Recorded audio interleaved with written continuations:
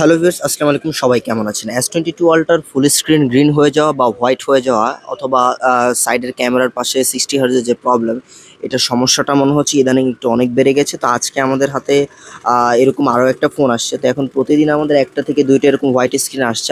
আলহামদুলিল্লাহ আমাদের হাতে যদি কাজগুলো কোথাও না করিয়ে থাকেন তাহলে কিন্তু এক চান্সে কাজগুলো হয়ে যাচ্ছে। মানে হওয়ার সম্ভাবনা বলতে পারেন যে 98%। তো কাজগুলো আজকে আমরা খুব সুন্দরভাবে করলাম। এই প্রবলেমগুলো নিয়ে অনেকে আমাদের কাছে জিজ্ঞেস করে প্রবলেমগুলো কী কারণে হয়? এই প্রবলেমগুলো আসলে হিটিং ইস্যুর কারণে হয়।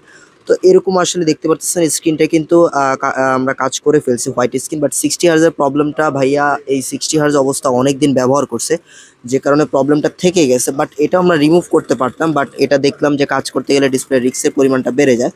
তো 60 হার্জ প্রবলেমটা থাকুক, বাট হোয়াইট স্ক্রিনটা আমরা রিপেয়ার করে দিলাম। তো কারো এরকম S22 আল্ট্রা যেগুলো হোয়াইট হয়ে গেছে, গ্রিন হয়ে গেছে, আমাদের শপে নিয়ে আসবেন।